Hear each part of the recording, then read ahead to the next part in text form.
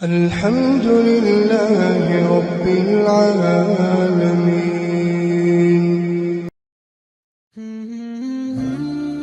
الحمد لله وكفى والصلاة والسلام على من لا نبي بعده اما بعد. دوسرے پارے کا دوسرا آدھا اور تیسرا پارہ مکمل. دوسرے پارے کے اندر اللہ رب العزت نے فرمایا کہ خرچ کرنے کے حوالے سے چیز مقصود نہیں ہے، بلکہ یہاں دو چیزیں دیکھی جائیں گی. ایک تو نیت دیکھی جائے گی کہ کس نیت سے خرچ کیا جا رہا ہے اللہ کے راستے میں، اور دوسرا مصارف دیکھے جائیں گے کہ کن پر خرچ کیا جا رہا ہے. فرمایا قُلْ مَا أَنْفَقْتُم مِّنْ خَيْرٍ فَلِلْوَالِدَيْنِ وَالْأَقْرَبِينَ وَالْيَتَامَىٰ وَالْمَسَاكِينِ وَابْنِ السَّبِيلِ. جو کچھ بھی خرچ کرو وہ اپنے والدین پہ، اپنے ذوی اقربا پہ، یتیم، مسکین، ابن السبیل، ان افراد پہ خرچ کر دیا جائے. تصحیح نیت کے ساتھ جتنے اخلاص کے ساتھ خرچ کیا جائے گا اللہ پاک اتنا ہی زیادہ ثواب عطا فرمائیں گے. ایمان انسان کی بہت بڑی دولت ہے. جو آدمی ایمان سے محروم ہو جاتا ہے اسے مرتد کہا جاتا ہے. مرتد کا حکم یہ ہے کہ اسے 3 دن کی مہلت دی جاتی ہے. اگر 3 دن کے اندر وہ ایمان قبول کر لے ٹھیک، ورنہ پھر اسے قتل کر دیا جاتا ہے. فرمایا کہ یسألونک عن الخمر والمیسر، لوگ شراب کے بارے میں، جوئے وغیرہ کے بارے میں پوچھتے ہیں تو فرما دیجئے کہ فیہما اسم کبیر ومنافع للناس. اس میں کچھ نہ کچھ فائدہ تو ہے، لیکن فائدے کو دیکھ کر کے اگر نقصان دیکھا جائے تو اس کے نقصانات بہت زیادہ ہیں. شراب کی حرمت تدریجاً نازل ہوئی. پہلے سورہ نحل کی آیت نازل ہوئی جس میں پاکیزہ چیزوں کو الگ اور شراب والی جو ہے نشے والی چیزوں کو الگ بیان کیا گیا. پھر اس کے بعد یہ آیت نازل ہوئی اس میں فرمایا گیا کہ اس کے فائدے ہیں لیکن نقصان بہت زیادہ ہے. پھر اس کے بعد ایک آیت نازل ہوئی کہ یا ایھا الذین آمنوا لا تقربوا الصلاۃ وانتم سکارى. جب نشے کی حالت ہو تو پھر نماز نہیں پڑھنی، نماز کے اندر نشے کی حالت میں نہیں شامل ہونا. پھر اس کے بعد آخر میں آیت نازل ہوئی سورہ مائدہ کی کہ یا ایھا الذین آمنوا انما الخمر والمیسر والانصاب والازلام رجس من عمل الشیطان. یہ سارے کے سارے شیطانی اعمال ہیں. اب یہ مکمل طور پر حرام قرار دے دیے گئے ہیں. انسان کا خاندان جب ٹھیک ہو اور معاشرتی حوالے سے انسان کی زندگی درست ہو تو پھر انسان کو دین پہ عمل کرنا آسان ہو جاتا ہے. خاندانی حوالے سے کچھ مسائل بیان کیے گئے. سب سے پہلے تو نکاح کا مسئلہ بیان کیا گیا کہ وَلَا تَنكِحُوا الْمُشْرِكَاتِ حَتَّى يُؤْمِنَ وَلَا أَمَةٌ مُؤْمِنَةٌ خَيْرٌ مِّن مُشْرِكَةٍ وَلَوْ أَعْجَبَتْكُمْ وَلَا تُنكِحُوا الْمُشْرِكِينَ حَتَّى يُؤْمِنُوا. کہ کوئی مرد کسی مشرکہ عورت سے نکاح نہ کرے، کوئی عورت کسی مشرکہ مرد سے نکاح نہ کرے. ہاں یہ ہے کہ اگر مسلمان مرد ہے اور وہ کتابی عورت سے نکاح کر رہا ہے، اگرچہ اس کی گنجائش تو ہے لیکن بہتر یہ ہے کہ وہ کسی مسلمان خاتون سے نکاح کرے. یسألونک عن المحیض، لوگ حیض کے بارے میں سوال کرتے ہیں. فرما دیجیے ہوا اذن، وہ گندگی ہے. فاعتزلوا النساء فی المحیض، حیض کے زمانے میں خواتین سے الگ رہا جائے. فلا تقربوہن، ان سے جو ہے وظیفہ زوجیت نہ کیا جائے. حتی یطہرن، یہاں تک کہ وہ پاک صاف ہو جائے. جو ہے اس میں یہ ہے کہ اگر کوئی آدمی حرام کا ارتکاب کرے اور یہ دل میں ہو کہ واقعی یہ حرام چیز ہے اور حرام سمجھتے ہوئے اگر صحبت کر لی، اس صورت میں انتہائی سخت گناہگار ہے. لیکن اگر وہ اس کو حلال سمجھ کے ان اوقات کے اندر جو ہے وظیفہ زوجیت ادا کر لیتا ہے اور یہ کہتا ہے میرے لیے حلال ہے، تو گویا وہ اس آیت کریمہ کا انکار کر رہا ہے اور قرآن پاک کے ایک لفظ کا انکار اس سے بھی کفر لازم آ جاتا ہے. ہمارے للذین یؤلون من نسائہم تربص 4 اشہر. الہ کہتے ہیں کہ اپنی بیوی سے یوں کہہ دیا کہ میں 4 مہینے تک تمہارے پاس نہیں آؤں گا. اس کی قسم اٹھا لی اور پھر اس کے بعد واقعی 4 مہینے تک اس کے پاس نہیں آیا تو طلاق واقع ہو جاتی ہے.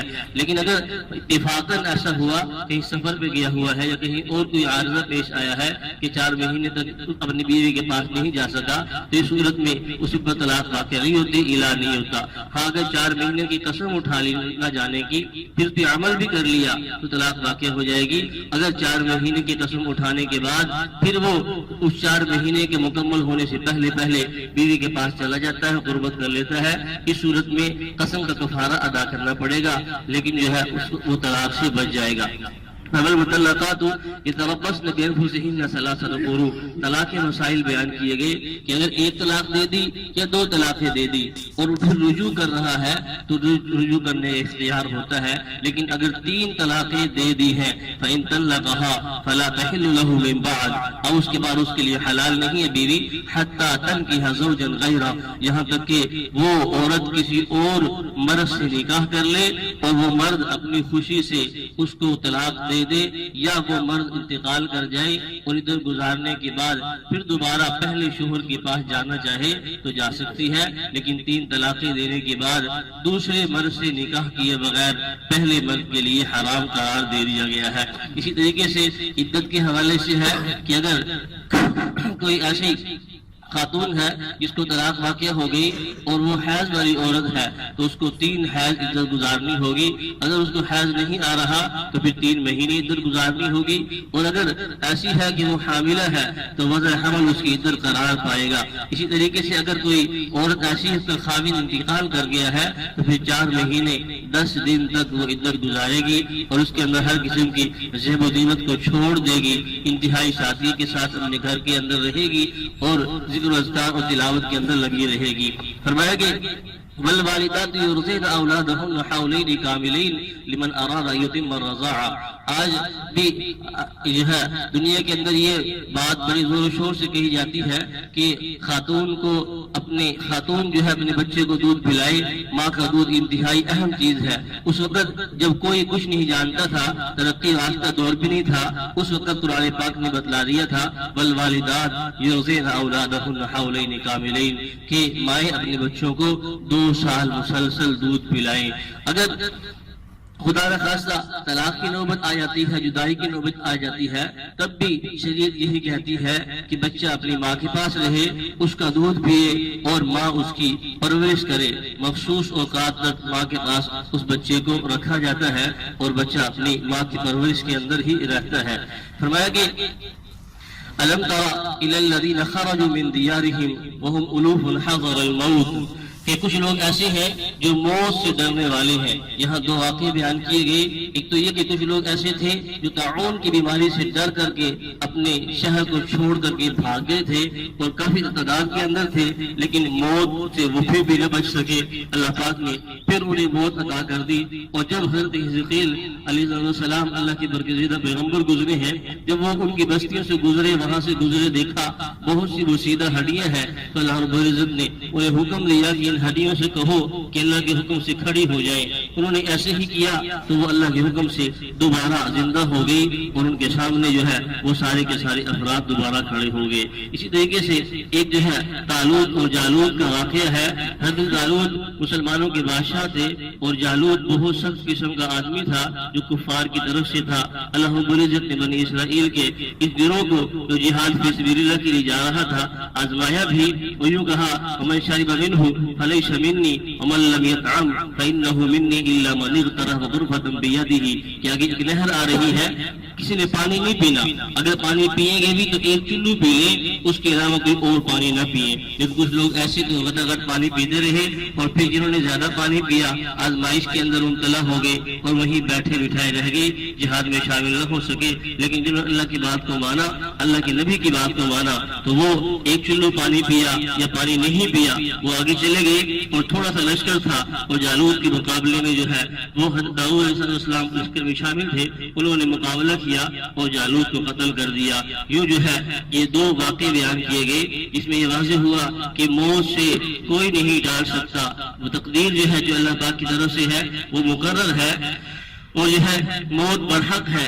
جب موت میں آنا ہے اس وقت انسان کتنی تدابیر کر لے وہ موت سے نہیں بچ سکتا۔ یہ واقعات اس بات کی دلیل ہے کہ پیغمبر صلی اللہ علیہ وسلم اللہ کے سچے نبی ہے کہ کئی 100 سال گزر چکے تھے، اس کے بعد بھی آقا صلی اللہ علیہ وسلم نے بغیر کسی سے علم حاصل کیے صحیح طریقے سے ان واقعات کو سنایا۔ اس بات کی دلیل ہے کہ ان کا رابطہ ایک ایسی ذات کے ساتھ تھا جو ذات وحدہ لا شریک ذات ہے۔ اللہ رب العزت نے اپنے پیغمبر صلی اللہ علیہ وسلم کو ساری باتیں بتلائیں۔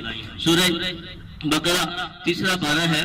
تیسرے پارے کے اندر شروع کی آیات میں اللہ رب العزت نے انبیاء کی فضیلت کو بیان کیا کہ اللہ پاک نے انبیاء کو بہت سے معجزات عطا کیے. کسی کو کسی سیادت کے اندر جو ہے بلند کیا، کسی کو اپنے ساتھ ہم کلامی کا شرف بخشا، کسی کو معجزات ایسے عطا کیے جو دوسروں کو عطا نہیں کیے گئے. یہ سارے کے سارے انبیاء ایسے ہیں جو پوری انسانیت میں سب سے زیادہ فضیلت والے، سب سے زیادہ عظمت والے ہیں، لیکن ان کا آپس کے اندر بھی فرق ہے اور آپس کے اندر بعض سے بڑے ہوئے ہیں. اور سب سے زیادہ بڑی ہوئی، سب سے زیادہ عظمت والی ذات پیغمبر صلی اللہ علیہ وسلم کی ذات ہے. فرمایا کہ یا ایھا الذین آمنوا انفقوا مما رزقناکم من قبل ان یأتی یوم لا بیع ولا خلہ، کہ ایمان والو اللہ کے راستے میں خرچ کرو قبل اس کے کہ موت آ جائے اور قبل اس کے کہ وہ دن آ جائے کہ جس دن نہ کوئی دوست ہوگا نہ کوئی ساتھی ہوگا. اسی صورت کے اندر وہ آیت کریمہ بھی ہے جسے آیت الکرسی کہا جاتا ہے. پورے قرآن مجید کے اندر سب سے زیادہ فضیلت والی یہ آیت ہے. 17 دفعہ اللہ پاک کا نام ذکر کیا گیا ہے. بعض دفعہ اللہ کا نام صراحتاً ہے اور بعض موقع پہ اللہ کا نام جو ہے وہ اشارتاً بیان کیا گیا ہے. لا اکراہ فی الدین، دین کے اندر زبردستی نہیں ہے. کوئی آدمی کسی کو زبردستی اسلام قبول نہیں کروا سکتا. اسلام قبول کرنے میں آدمی بااختیار ہوتا ہے. یہی وجہ ہے کہ حکومت اسلامی ہوتی اور اس کے اندر عیسائی بھی رہتے، یہودی بھی رہتے، ہندو بھی رہتے، لیکن ان کو جبراً اسلام قبول کرنے پہ مجبور نہ کیا جاتا. ہاں جو آدمی اسلام قبول کر لیتا ہے، اسلام قبول کرنے کے بعد اللہ کے احکامات کی پیروی نہیں کرتا تو حکومت وقت اس پہ سختی کر سکتی ہے کہ وہ اسلامی تعلیمات کے مطابق عمل پیرا ہو جائے. اور جو ہے حضرت ابراہیم کا واقعہ ذکر کیا گیا جس میں انہوں نے نمرود کے ساتھ مناظرہ کیا تھا اور نمرود نے یہ بات کہی کہ میں بادشاہ ہوں اور میں خدا ہوں. انہوں نے ایک ایسی دلیل دی تھی کہ وبہت الذی کفر، جس سے وہ کافر مبہوت رہ گیا. اس وقت جب نمرود اپنی حجت بازی میں بات کر رہا تھا، حضرت ابراہیم نے فرمایا کہ میرا خدا وہ ہے جو سورج کو مشرق سے نکالتا ہے مغرب میں غروب کرتا ہے. اگر تو خدا ہے تو سورج کو مغرب سے نکال کے مشرق میں غروب کر کے دکھا دے. وبہت الذی کفر، اس پہ وہ کافر حیران پریشان ہو گیا اور پھر انتقامی کارروائی پہ اتر آیا. اسی طریقے سے وہ واقعہ ذکر کیا گیا جب حضرت عزیر اللہ کے نبی ہیں ایک بستی سے گزر رہے تھے، دیکھا کہ وہ انتہائی زیادہ خستہ حالت ہے اور وہاں کے لوگ جو ہے وہ انتقال کر چکے ہیں. پوچھا اے اللہ یہ کیسے زندہ ہوں گے؟ اللہ پاک نے انہیں دکھانے کے لیے انہیں بے ہوش کر دیا اور 100 سال تک مسلسل ان پہ موت طاری رہی. ان کی سواری تھی وہ ہڈیاں بن کر بہہ گئی. ان کے پاس کھانا تھا، وہ کھانا یوں ہی تر و تازہ رہا. حالانکہ کھانا پہلے خراب ہونے والی چیز ہے، سواری بعد میں بننے والی چیز ہے، وہ کچھ دیر برداشت بھی کر جاتی ہے. 100 سال کے بعد جب اٹھایا تو پوچھا کہ کم لبثت؟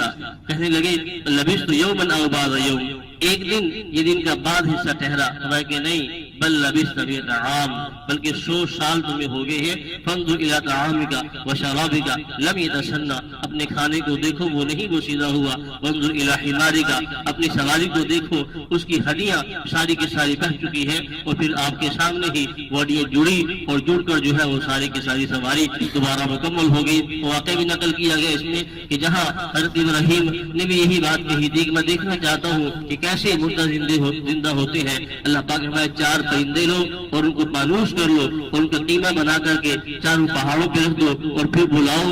ایسے ہی کیا گیا تو سارے کے سارے پرندے اڑتے ہوئے جو ہے وہ ان کے حصے بنتے رہے اور یہ اڑتے ہوئے سارے کے سارے پرندے حضرت ابراہیم کے پاس آ گئے.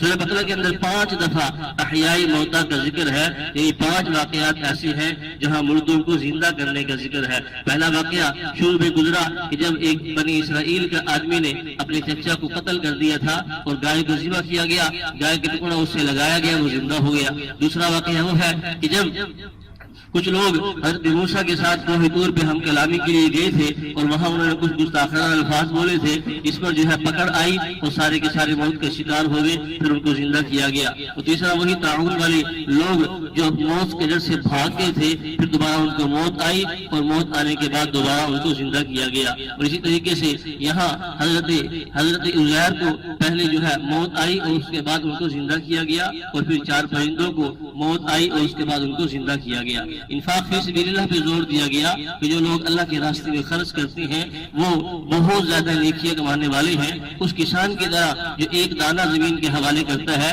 لیکن سینکڑوں دانے اس ایک دانے کی وجہ سے حاصل کرتا ہے۔ اسی طریقے سے جو آدمی اللہ کے راستے میں خرچ کرتا ہے اور صدقہ و خیرات کرتا ہے اور ساتھ ساتھ کسی پہ احسان نہیں جتلاتا اور جو ہے طرح طرح کی باتیں نہیں بناتا بلکہ محض اللہ کی رضا کے لیے خفیہ طور پر اعلانیہ طور پر اللہ کے راستے میں خرچ کرتا ہے، اللہ اس کے مال کو بڑھاتا رہتا ہے حتیٰ کہ وہ بہت زیادہ بڑھ جاتا ہے۔ اس کے برعکس سود ہے، جو آدمی سودی کاروبار کرتا ہے، سودی معاملات کے اندر جو ہے وہ ملوث ہوتا ہے تو اللہ رب العزت نے اس کے لیے ایسی وعید قرآن پاک کے اندر سنائی ہے کہ کسی اور کبیرہ گناہ پر ایسی وعید جو ہے قرآن پاک کے اندر نہیں سنائی گئی۔ یہ فرمایا کہ یا ایھا الذین آمنوا اتقوا اللہ وذروا ما بقی من الربا، کہ سود سے بچو ان کنتم مؤمنین، اگر تم ایمان والے ہو، فإن لم تفعلوا، اگر تم نے ایسا نہ کیا اور سود سے نہ بچے تو فاذنوا بحرب من اللہ ورسولہ، پہ یاد رکھو اللہ اور اس کے رسول کی طرف سے تمہارے خلاف اعلان جنگ ہے۔ کوئی ایسا کبیرہ گناہ نہیں ہے جس کے بارے میں اللہ نے یہ فرمایا ہو کہ تمہارے خلاف اللہ اور اس کے رسول کا اعلان جنگ ہے۔ سود ایک ایسا معاملہ ہے جس کے بارے میں اللہ پاک نے یہ آیت کریمہ نازل فرمائی اور یہ فرمایا کہ جب قیامت کے میدان میں سود خور اٹھے گا، سودی معاملہ کرنے والا اٹھے گا تو وہ خبتی ہوگا جیسے شیطان کسی میں مسلط ہو جاتا ہے، اس کی حالت خراب ہو جاتی ہے، اس خراب حالت کے اندر اس کا حشر ہوگا۔ آگے ایک ایسی آیت ہے جو پورے قرآن پاک کے اندر سب سے بڑی آیت ہے جس کے اندر معاملات کا ذکر ہے کہ جب انسان ادھار معاملہ کرے اسے لکھ لیا کرے، اور اگر لکھنے کی نوبت نہ ہو تو پھر کوئی چیز رہن رکھ لیا کرے، یہ بھی ٹھیک ہے، یا کوئی نہ کوئی گواہ بنا لیا کرے تاکہ بعد میں کسی قسم کا جھگڑا نہ ہو۔ سورہ بقرہ کی آخری آیات کے اندر اللہ رب العزت نے کچھ دعائیں سکھائی کہ معاملات بھی ہوتے ہیں، معاشرت بھی ہوتی ہے، دیگر عبادات بھی ہوتی ہیں، بس اوقات انسان سے لغزش ہو جاتی ہے تو انسان اللہ کی طرف رجوع کرتا رہے اور اللہ سے دعا کرتا رہے۔ سورہ آل عمران کو آل عمران اس لیے کہا جاتا ہے کہ سورت کے اندر حضرت عمران کے اولاد کا ذکر ہے، اس لیے اس کو سورہ آل عمران کہا جاتا ہے۔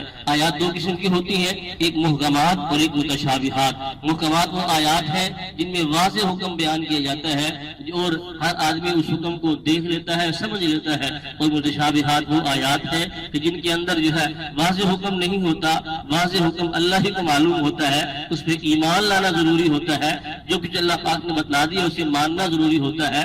جو لوگ ماننے والے ہوتے ہیں، اللہ کو خوش کرنے والے ہوتے ہیں، وہ محکمات پہ عمل کرتے ہیں، متشابہات پہ ایمان لاتے ہیں، اور جن لوگوں کے دلوں کے اندر کجی ہوتی ہے اور دین سے دوری ہوتی ہے وہ متشابہات کے اندر جو ہے بحث کرنا شروع کر دیتے ہیں اور بالآخر وہ گمراہی کی طرف پہنچ جاتے ہیں۔ فرمایا کہ دنیا کے اندر اللہ رب العزت نے بہت سی ایسی چیزیں رکھی ہیں، البنین والقناطیر المقنطرہ من الذهب والفضہ والخیل المسومہ والانعام والحرث، یہ ساری کی ساری دنیا کی سامان ہے، دنیا کے اندر رہ جانے والی ہے۔ فقل اونبئکم بخیر من ذالکم، کیا میں ان سب سے بہتر چیز تمہیں نہ بتا دوں؟ للذین اتقوا عند ربهم جنات، جو آدمی متقی ہوں گے، پرہیزگار ہوں گے، ان کے لیے آخرت کے اندر باغات ہوں گے اور ازواج مطہرہ ہوں گے، رضوان من اللہ، اللہ کی خوشنودی ہوگی۔ پھر آگے کچھ صفات بیان کی گئی ایمان والوں کی کہ جو لوگ اس بات کے مستحق ہیں وہ اللہ پاک سے مغفرت طلب کرتے رہتے ہیں، صبر کرنے والے ہیں، سچ بولنے والے ہیں، قناعت اختیار کرنے والے ہیں، والمستغفرین بالاسحار، اور شہری کے وقت میں اللہ کے سامنے توبہ استغفار کرنے والے، تہجد کی نماز پڑھنے والے ہیں۔ فرمایا کہ قل ان کنتم تحبون اللہ فاتبعونی یحببکم اللہ، جو آدمی اللہ سے محبت کا دعویٰ کرتا ہے اسے پیغمبر صلی اللہ علیہ وسلم کی مسنون اعمال والی زندگی اختیار کرنی پڑے گی۔ جب تک وہ پیغمبر صلی اللہ علیہ وسلم کی اطاعت نہیں کرے گا اللہ سے محبت کا دعویٰ جھوٹا قرار پائے گا۔ فرمایا کہ حضرت عمران اور ان کی بیوی حنہ، انہوں نے حضرت حنہ نے منت مانگی کہ اللہ مجھے اولاد عطا کر دے، میں بیت المقدس کے لیے اسے وقف کر دوں گی۔ اللہ کا کہنا ایسا ہوا کہ بیٹے کی بجائے بیٹی پیدا ہوئی، اللہ پاک نے اس بیٹی کو ہی قبول کر لیا، اس کا نام مریم رکھا گیا۔ حضرت زکریا علیہ السلام کی کفالت کے اندر وہ رہی۔ ایک دفعہ حضرت زکریا کہیں چلے گئے، جب واپس آئے دیکھا حضرت مریم جو ہے بے موسم پھل کھا رہی ہے، پوچھا کہ یہ کہاں سے آئے ہیں؟ انا لگی ھذا، قالت، وہ کہنے لگی ہوا من عند اللہ، یہ اللہ کی طرف طرف سے ہے، اور ان اللہ یرزق من یشاء بغیر حساب، اللہ پاک تو بے حساب رزق عطا فرماتے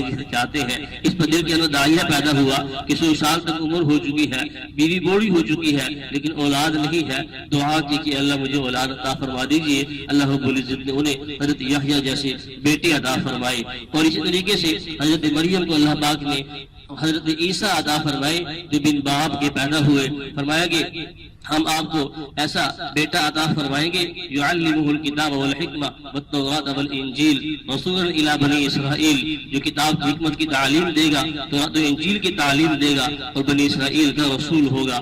جب حضرت عیسیٰ علیہ السلام دنیا میں مبعوث ہوئے، انہوں نے جو ہے وہ بات کی گہوارے کے اندر اور اپنی والدہ کی پاکیزگی بیان کی۔ فرمایا کہ جس طریقے سے یہ گہوارے کے اندر بات کر رہا ہے، اسی طریقے سے ہم جو ہے اسے بڑی عمر کے اندر بھی بات کرنے کا موقع دیں گے۔ یکلمہ الناس فی المہد وکہلا ومن الصالحین، کہ وہ بنگھوڑے کے اندر بھی بات کرے گا، وکہلا من الصالحین، اور بڑی عمر کے اندر بھی بات کرے گا، من الصالحین، اور صالحین میں سے ہوگا۔ وہیوں کہ بنی اسرائیل والے عیسیٰ کے خلاف ہو گئے اور انہیں سولی پہ لٹکانے کے جو تربے ہو گئے، محاصرہ کر لیا گیا۔ اللہ رب العزت نے انہی کے ایک بندے پر حضرت عیسیٰ علیہ السلام کی شبیہ ڈال دی، انہوں نے اپنے ہی بندے کو جو ہے حضرت عیسیٰ سمجھ کے قتل کر دیا، سولی پہ چڑھا دیا، اور اللہ رب العزت نے حضرت عیسیٰ علیہ السلام کو بحفاظت آسمانوں پہ اٹھا لیا۔ ہمارا عقیدہ اور ایمان ہے کہ حضرت عیسیٰ علیہ السلام آسمانوں پہ زندہ ہے، حیات ہے۔ قرب قیامت میں دمشق کی مسجد کی مشرقی مینارے پہ دو فرشتوں کا سہارا لیے نیچے تشریف لائیں گے، اور اس حالت میں ہوں گے جیسے انسان نہا کے آتا ہے، زرد کے کپڑے پہنے ہوئے ہوں گے، امام مہدی علیہ رضوان کا ظہور ہو چکا ہوگا، اور دجال بھی ظاہر ہو چکا ہوگا، مسلمان جہاد کے لیے جمع ہو چکے ہوں گے۔ حضرت عیسیٰ علیہ السلام فجر کی نماز کے وقت تشریف لائیں گے، امام مہدی علیہ رضوان کی جو ہے قیادت میں نماز ادا کریں گے، اور اس کے بعد جو ہے قیادت سنبھال کر دجال کو قتل کریں گے۔ دنیا کے اندر 40 سال کے بیش رہیں گے، نکاح ہوگا، اور جو ہے اولاد بھی ہوگی، اور روزہ رسول صلی اللہ علیہ وسلم کے اندر ایک قبر کی جگہ باقی ہے۔ جب آپ کا انتقال ہوگا تو روزہ رسول صلی اللہ علیہ وسلم کے اندر آپ کو دفن کیا جائے گا۔ نجران کے کچھ عیسائی حضرت عیسیٰ علیہ السلام کے بارے میں جو ہے بات کر رہے تھے، بات کرتے کرتے بات بہت زیادہ بڑھ گئی، اور دلائل آپ صلی اللہ علیہ وسلم دیتے رہے، لیکن انہوں نے دلائل ماننے سے انکار کر دیا۔ تو اس پر آپ صلی اللہ علیہ وسلم نے جو ہے وہ مباہلہ کرنا چاہا۔ مباہلے کا مطلب یہ ہے کہ انسان اپنے بیوی بچوں کو باہر میدان میں لے آئے، دشمن کے بیوی بچے باہر میدان میں آ جائیں، اور سب کے سب اللہ سے دعا کریں، اور یوں کہیں جو آدمی جھوٹا ہو اس پہ اللہ کی لعنت ہو۔ فرمایا کہ فَقُلْ تَعَالَوْا نَدْعُوا أَبْنَاءَنَا وَأَبْنَاءَكُمْ وَنِسَاءَنَا وَنِسَاءَكُمْ وَأَنفُسَنَا وَأَنفُسَكُمْ، تم بھی اپنے اولاد کو، اپنی بیوی بچوں کو بلا لو، میں بھی بلا لیتا ہوں، اور پھر مباہلہ کرتے ہیں۔ وہ 60 افراد تھے، ان میں 14 افراد انتہائی زیادہ سردار قسم کے اور بڑے افراد تھے۔ جب دیکھا کہ پیغمبر باہر نکل رہے ہیں تو سمجھے کہ ہماری خیر نہیں ہے، بالآخر مباہلے سے انہوں نے انکار کیا، اور جزیہ دے کر جو ہے اسلامی حکومت کے اندر رہنا انہوں نے پسند کر لیا۔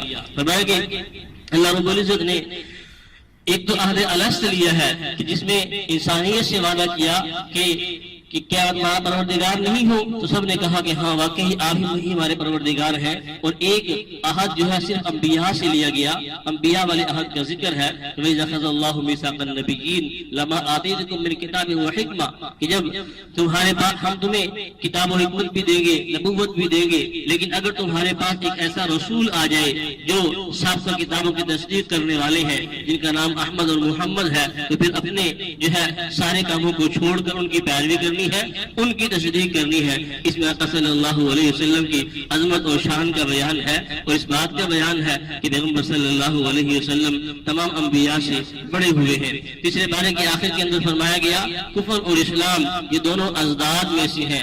کفر جو ہے وہ کبھی اسلام نہیں ہو سکتا، اور اسلام والی تعلیمات کبھی کفریہ قرار نہیں پا سکتی۔ وَمَن يَبْتَغِ غَيْرَ الْإِسْلَامِ دِينًا فَلَن يُقْبَلَ مِنْهُ، جو آدمی اسلام کے علاوہ کوئی اور دین تلاش کرے گا وہ قبول نہیں کیا جائے گا، وَهُوَ فِي الْآخِرَةِ مِنَ الْخَاسِرِينَ، اور ایسے آدمی آخرت میں خسارے والے ہوں گے۔